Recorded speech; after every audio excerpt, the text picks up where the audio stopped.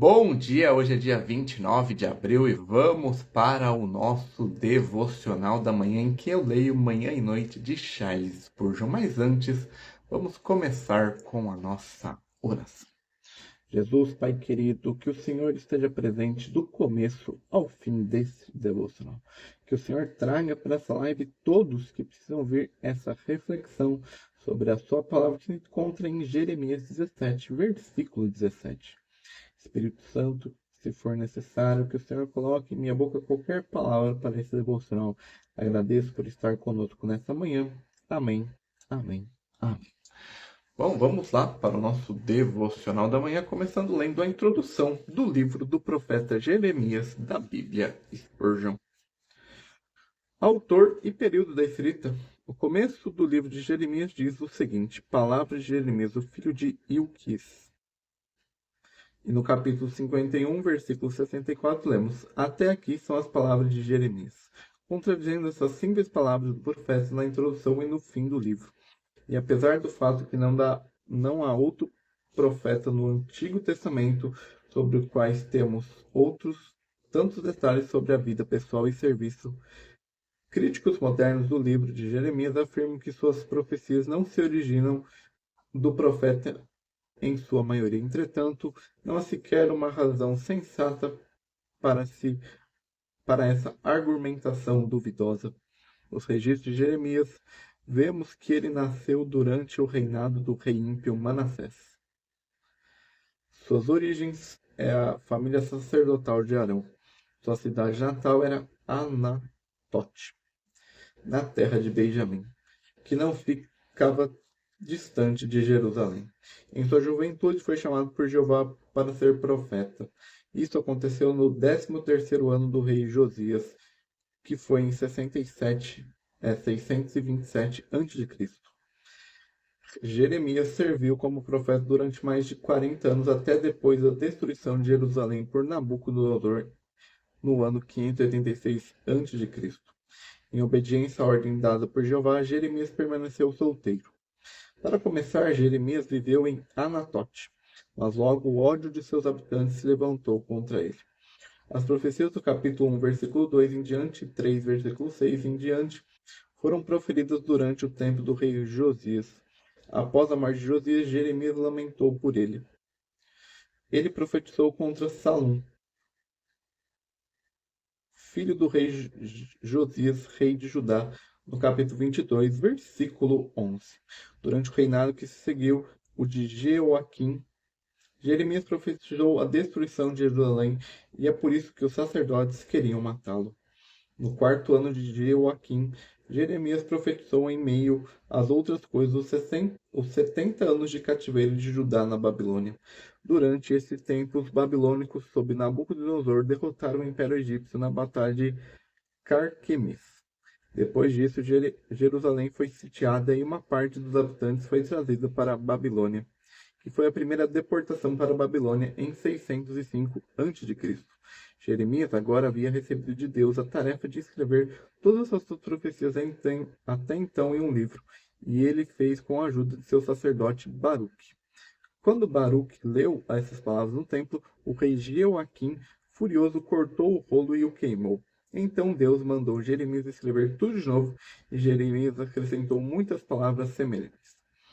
O próximo rei, Joaquim ou Jeconias, reinou apenas por 3 meses e foi levado para a Babilônia em 597 a.C., a segunda deportação.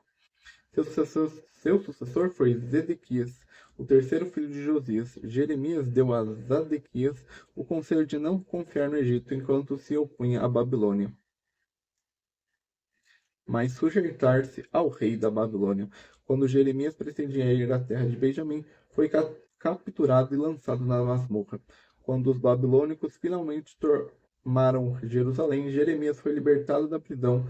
Deram-lhe a escolha de ir para a Babilônia ou permanecer na terra, pois o rei Nabucodonosor tinha dado ordem a respeito dele.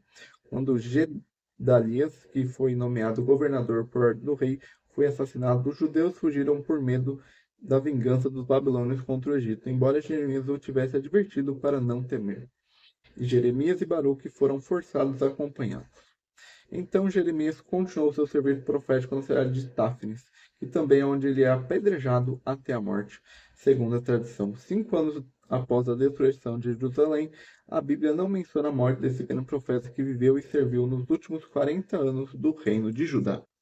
Propósito do livro: Jeremias, o segundo dos 4 profetas chamados profetas maiores, é justamente conhecido como o profeta chorão. Nenhum outro profeta enfrentou tanta oposição e ódio. Embora tenha sido muito afligido por seus compatriotas durante sua vida, Jeremias foi muito honrado após sua morte. E apesar de Jeremias constantemente atacar a injustiça e a apostasia dos judeus em relação ao Deus vivo, amou seu povo até o fim. O conteúdo principal e objetivo da mensagem de Jeremias são constantes apelos à consciência dos habitantes de Judá para que retornem para o Senhor. As mensagens os incitam e reconhecem sua baixa condição moral e volta para Deus, arrependidos de sua apostasia de Jeová e sua idolatria. Jeremias constantemente carrega o juízo ameaçador da destruição diante de seus olhos. Mas Jeremias também fala repetidamente sobre a misericórdia de Deus. O cativeiro da Babilônia duraria apenas 70 anos. Depois desse tempo, o povo retornaria à sua terra. Finalmente, Jeremias tem uma mensagem de consolo que ainda permanece para se cumprir, pois não se cumpriu após os 70 anos de cativeiro. Após o tempo da aflição de Jacó, Jeová fará um novo pacto com o seu povo.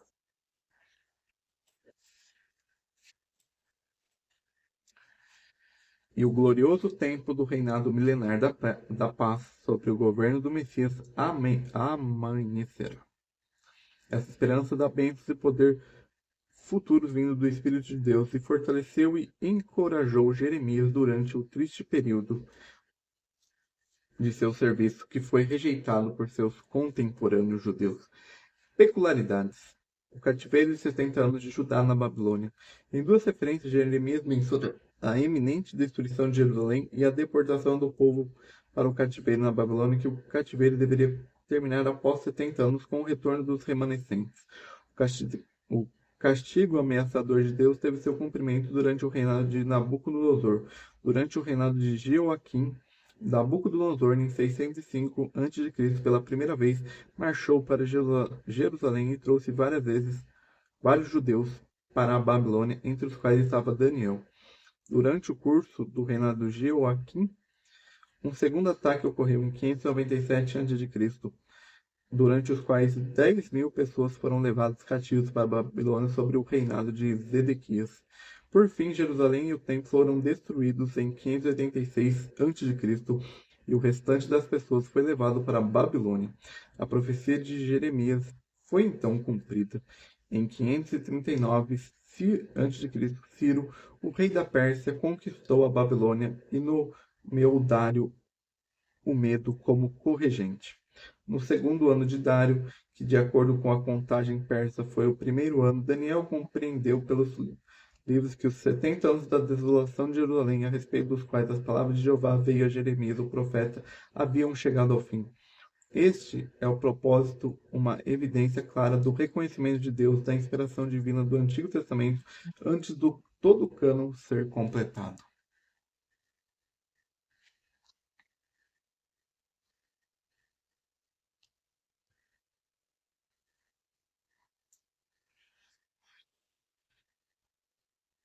Quando Daniel estava confessando o pecado deles em oração, recebeu mais profecias através do anjo Gabriel, referente a 70 semanas de um ano cada. Essas semanas durariam a reconstrução de Jerusalém até a vinda do Messias e até o tempo do fim. Os autores de 2 Crônicas e de Esdras também se referem à profecia de Jeremias sobre a dissolução de Jerusalém por 70 anos, baseado no edito do rei Ciro. Cerca de 42.000 judeus se prepararam para ir a Jerusalém reconstruir o templo por volta de 536 a.C. O profeta Zacarias, que profetizou logo após o retorno dos judeus, também se referia aos 70 anos da indignação de Jeová sobre Jerusalém e a cidade de Judá. Agora a pergunta seguinte: a partir de qual das 3 campanhas de Nabucodonosor contra Jerusalém os 70 anos devem ser contados?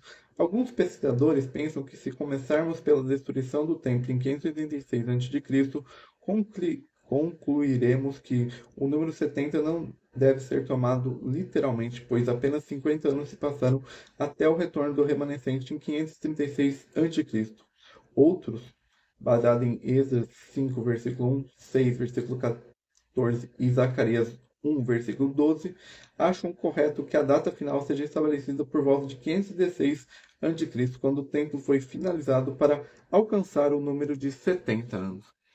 A maneira mais fácil e mais provável é considerar a primeira conquista de Jerusalém em 605 a.C. como ponto de partida e o retorno dos judeus em 536 a.C. como ponto final no cálculo dos 70 anos. Com base em 2 Reis 24, 1 ao 4 e 2 Crônicas 36, do 20 ao 23. A ordem dos capítulos no livro de Jeremias. O conteúdo do livro de Jeremias não aparece em ordem cronológica. Supõe-se geralmente que o conteúdo dos capítulos 1 ao 20 pertence à época do reinado de Josias, embora seu nome seja mencionado apenas no capítulo 1, versículo 1 e 3, versículo 6. Nenhuma data é mencionada atrelada ao reinado do rei Jeoacás. Capítulos 25 a 26, 35 a 36 e 45 a 49 geralmente são alocados no período do reinado de Jeoiaquim, apesar de os capítulos 25, 26, 35, 36 e 45 serem datados. Os capítulos 21 a 24, 27 a 37 e 37 a 42 são alocados no reinado do rei Zedequias. As datas são mencionadas no capítulo 21, 27, 28, 29, 32, 33, 34 e 37. Jeremias falou em palavras do 43, do capítulo 43, versículos 7 e 8, e do 44 no Egito. O capítulo 52 é um apêndice que corresponde praticamente às palavras por palavra a 2 Reis 24, 18 ao 25 e o versículo 30. Esse apêndice foi adicionado sob a orientação do Espírito Santo, talvez até pelo próprio profeta Jeremias. A Septuaginta, a tradução grega do Antigo Testamento, omite vários versículos e outras referências. Os capítulos 46 a 51 seguem em ordem alterada após o capítulo 25, versículo 13. Muitos cientistas, no entanto, concordam que os tradutores alexandrinos, treinados no pensamento grego, tentaram amenizar as dificuldades da construção do livro hebraico de Jeremias. O texto masorético hebraico do livro, que foi preservado, portanto, merece claramente a prioridade. Símbolos proféticos. Encontramos muitas ações ou símbolos proféticos em muitos dos profetas, por exemplo, Ezequiel, Oséias, Zacarias, mas em nenhum outro livro encontramos tantos símbolos proféticos quanto no livro de Jeremias. O cinto de linho, a rejeição de Israel, o oleiro de barro, o oleiro e o barro, a paciência de Deus, a garrafa de barro, botija, destruição, o jugo, sujeição, a aquisição de um campo, fé e esperança, as pedras escondidas no forno de tijolos, humilhação, o livro lançado no Eufrates, destruição da Babilônia. Sumário, a gente vai ler sobre o capítulo 17, que é o capítulo do nosso devocional da manhã. Capítulo 17, a posição do remanescente. E essa é a introdução do livro do profeta Jeremias da Bíblia Espanha. Agora vamos ler o devocional da manhã. Meu refúgio és tu, no dia do mal. Jeremias 17, versículo 17. O caminho do cristão nem sempre é iluminado com a luz do sol e tem suas temporadas de escuridão e tempestades. Certamente está escrito na palavra de Deus: os seus caminhos são caminhos deliciosos e todas as suas veredas paz. É uma grande verdade que a religião é pensada para dar ao homem alegria aqui embaixo, assim como bem-aventuranças lá em cima. Porém, a experiência nos diz que se o caminho do justo é como a luz da aurora, que vai brilhando mais e mais até o dia perfeito, ainda assim algumas vezes a luz é eclipsada. Em certos períodos, nuvens encobrem o solo do cristão e ele anda na escuridão sem ver a luz. Há muitos que se regozijam na presença de Deus por uma temporada e se deleitam com a luz do sol nos estágios iniciais de suas carreiras cristãs. Andaram pelos pastos verdejantes ao lado das águas tranquilas, mas de repente descobriram que o céu glorioso estava nublado. Em vez de terra de Gozém, eles tiveram que trilhar pelo deserto arenoso. No lugar de águas doces, encontraram rios turbulentos, amargos ao seu gosto. Disseram: certamente, se eu fosse filho de Deus, isso não aconteceria. Oh, não diga isso. Você que está abandonado na escuridão, o melhor dos santos de Deus precisa beber o absinto. O mais querido de seus filhos precisam suportar a cruz. Nenhum cristão desfrutou prosperidade perpétua. Nenhum cristão pode manter sempre sua harpa longe dos salgueiros. Talvez o Senhor tenha colocado o primeiro num caminho suave e sem nuvens, porque você era fraco e tímido. Ele ajustou o vento ao cordeiro trosquiado, mas agora que você está mais forte na vida espiritual, precisa entrar nas experiências mais ásperas e difíceis dos filhos mais velhos de Deus. Precisamos de ventos e tempestades para exercitar nossa fé, para arrancar o galho podre da autodependência e para nos enraizar mais firmemente em Cristo. O dia do mal nos revela o valor de nossa gloriosa esperança.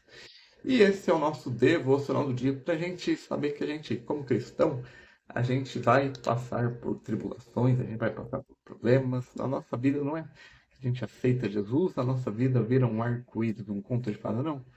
A gente continua com os problemas, a gente continua tendo os problemas das nossas vidas, mas, como o próprio versículo diz, que o nosso refúgio nesses períodos seja um Deus, que a gente encontre consolo no Espírito Santo. Então, tenha um bom resto de quarta-feira. Mais tarde a gente tem o devocional da noite lá no TikTok. E até o próximo.